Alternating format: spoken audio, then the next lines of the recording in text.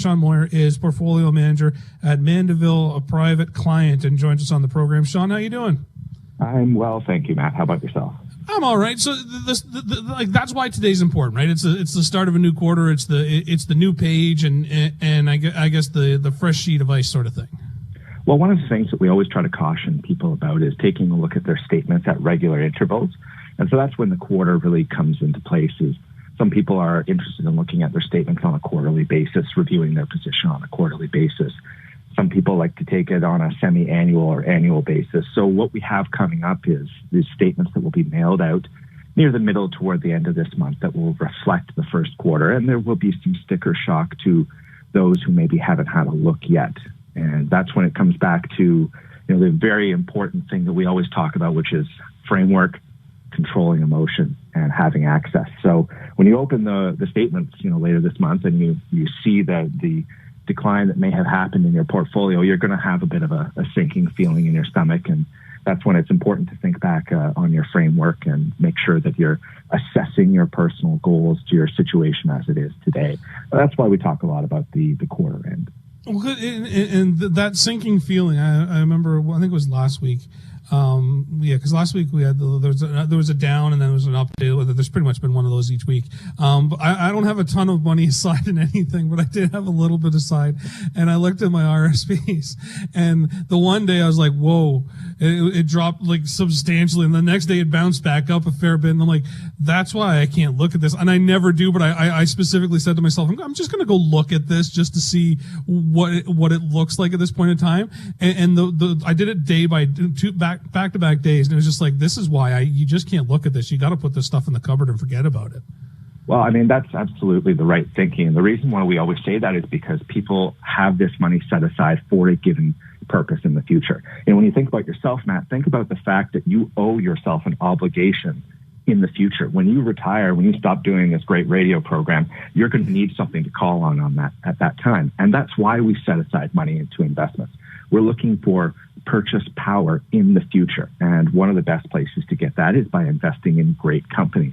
And I think there's a bit of a reminder that we have to tell ourselves all the time is that we talk about the market and the stock market, but when you think about it, what the stock market is a place to invest in businesses that you believe in, businesses that you understand, businesses that take their shareholders and their customers as their number one priority. And that public marketplace gives you access to be able to invest in those great things. However, because it's public, it also changes day by day according to the whims of people en masse. And of course, right now is an emotional time, and there's a lot of fear, and fear comes from the unknown. And, I certainly would love to be able to give a forecast about where we might be going.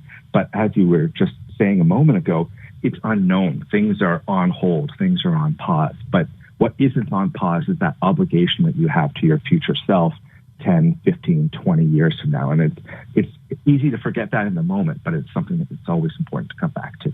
Well, yeah, because I think a lot of people look at I think for the average folk out there, like the stock market is essentially their retirement plan, right? It's one way, shape, or form. Their RSPs are usually connected in there some way. And it's like it's their retirement, and that's why it scares them, right? Because they don't really know the businesses. A lot of us don't have a clue. We just kind of talk to somebody, and then they invest it where they feel makes sense. We purposefully put a little bit of distance between ourselves, but at the same time, it means a lot to us, kind of deep down, to say, well, that's what we've been trying to accomplish, is something for ourselves down the future. Yeah, and you make a great point there, and that's why it's so important to have a relationship with somebody who you trust, who you can call up and have honest and frank conversations, who will talk to you about your portfolio. But you also raise another good point, which is that most people associate investing with the stock market. But the truth of the matter is that there's a lot of different ways that you can invest.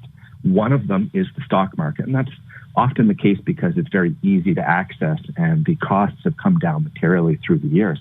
But there's also the fixed income market where you can buy a bond that has covenants and interest payments associated with it and a certain protection of your original principal investment. That's maybe for a conservative investor to help add a balance to your portfolio. But there's also other sleeves that many people, should use this time when you're sitting at home to do a little research into. Alternative investing. Maybe it's a collection of apartment buildings spread across the country. Maybe it's loans arranged through private mortgages to building developments. Maybe it's investment in infrastructure.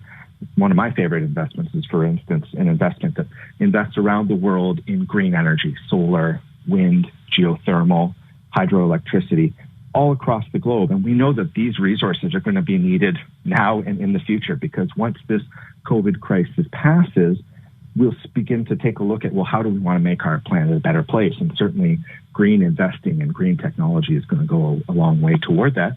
And then when you're a little bit concerned with the environment right now, we certainly know we're turning on the lights at night. We're plugging in our phones to charge because of all the conference calls we've been doing. We're using our laptops and our desktops to do conferences. So electricity consumption certainly isn't changing. And that's where an investment in infrastructure can make a lot of sense and can provide you with some relief and a sense of understanding during a time period that's uncertain. Just before we go, Sean, obviously it is uncertain. Is that maybe the message, like going into, because everybody will say, okay, it's a new quarter, we're going to be looking at this. That's when we start talking about recession, et cetera, all these other things is when we move through these quarters. Just simply don't expect anything and kind of go with the flow at this point in time, because we can't kind of put any crystal ball out for right now. Well, I certainly think expectations go a long way in helping to temper emotions.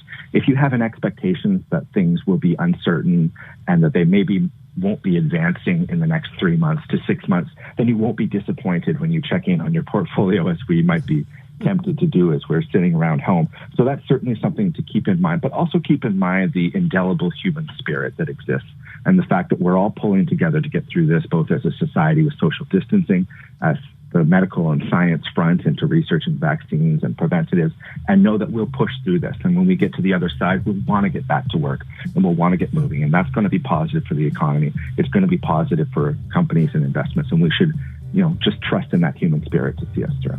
Yeah, here's hoping in that spirit. I like that spirit, that message. Sean, thanks a lot for the chat. Absolutely, Matt. Take care.